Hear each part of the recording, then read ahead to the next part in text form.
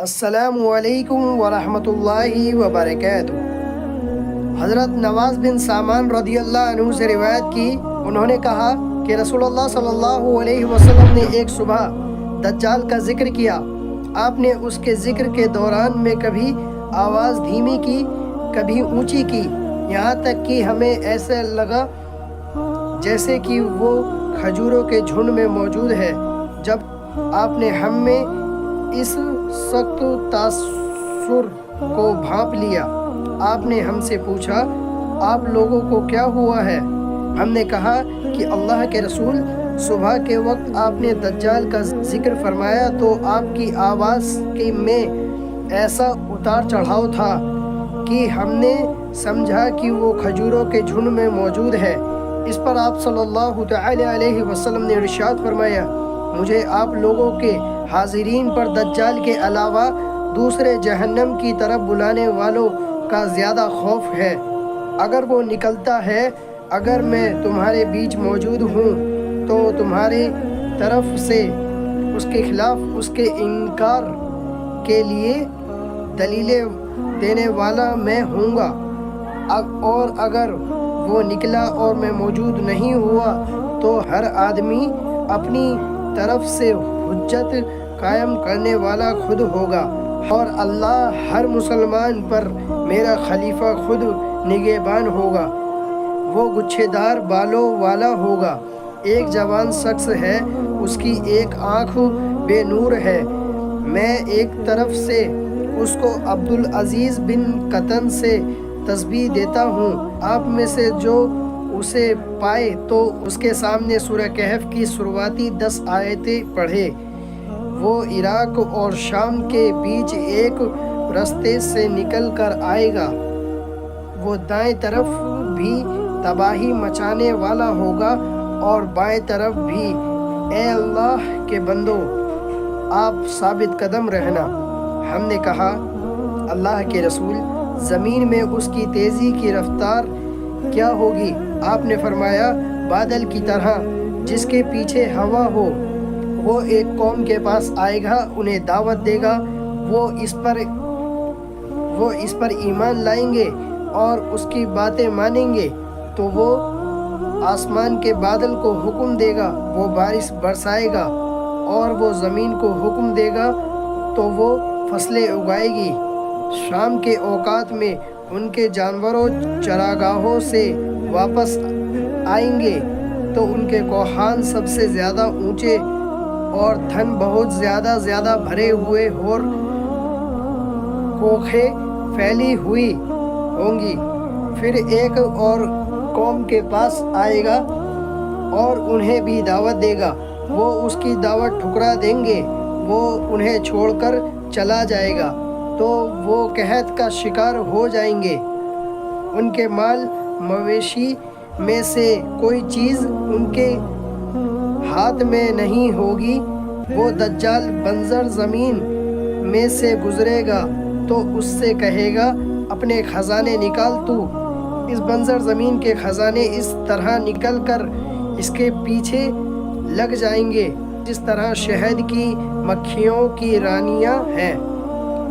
پھر وہ ایک بھرپوری جوان کو بلائے گا اور اسے تلوار مار کر یکبارگی 2 حصے میں تقسیم کر دے گا، جیسے نشانہ بنایا جانے والا ہدف اچانک ٹکڑے ہو گیا ہو۔ پھر وہ اسے بلائے گا، وہ زندہ ہو کر دیکھتے ہوئے چہرے کے ساتھ ہنستا ہوا آئے گا۔ وہ دجال اسی عالم میں ہوگا جب اللہ مسیح ابن مریم علیہ السلام کو اٹھانا فرما دے گا۔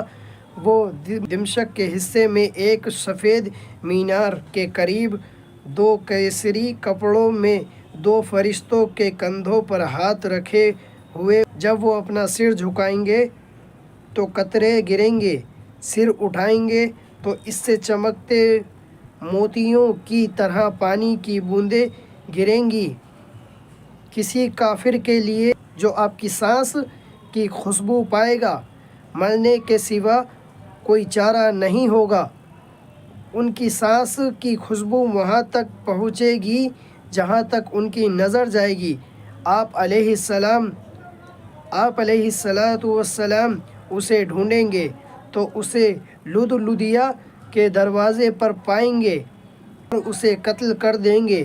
پھر عیسیٰ ابن مریم علیہ السلام کے پاس وہ لوگ جائیں گے جنہیں اللہ نے اس دجال کے دام میں آنے سے محفوظ رکھا ہوگا، تو وہ اپنے ہاتھ ان کے چہروں پر پھیریں گے اور انہیں جنت میں ان کے درجات کی خبر دیں گے۔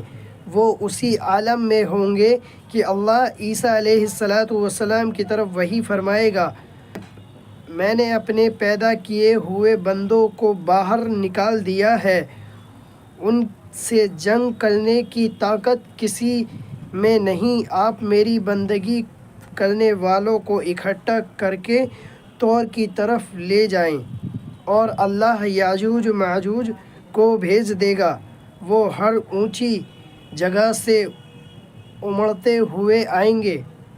ان کے پہلے لوگ میٹھے پانی کی بہت بڑی جھیل بحیرہ طبریہ سے گزریں گے، اور اس میں جو پانی ہوگا اسے پی جائیں گے۔ پھر آخری لوگ گزریں گے تو کہیں گے، کبھی اس بحیرہ میں بھی پانی ہوگا۔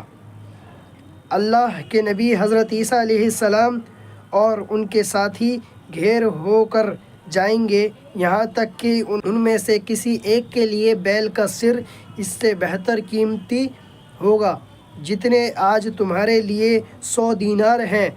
اللہ کے نبی عیسیٰ علیہ السلام اور ان کے ساتھی گڑ گڑا کر دعائیں کریں گے تو اللہ ان یاجوج ماجوج پر ان کی گردنوں میں کیڑوں کا عذاب نازل کر دے گا، تو وہ ایک انسان کے مرنے کی طرح یکبارگی اس کا شکار ہو جائیں گے۔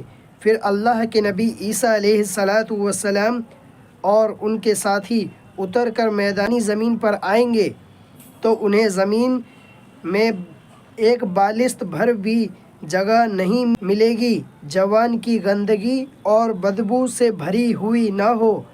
اس پر حضرت عیسیٰ علیہ السلام اور ان کے ساتھی اللہ کے سامنے گڑ گڑائیں گے تو اللہ قسمت اونٹوں کے جیسی لمبی گردنوں کی طرح کی گردنوں والے پرندوں بھیجے گا جو انہیں اٹھائیں گے اور جہاں اللہ چاہے گا وہاں پھینکیں گے۔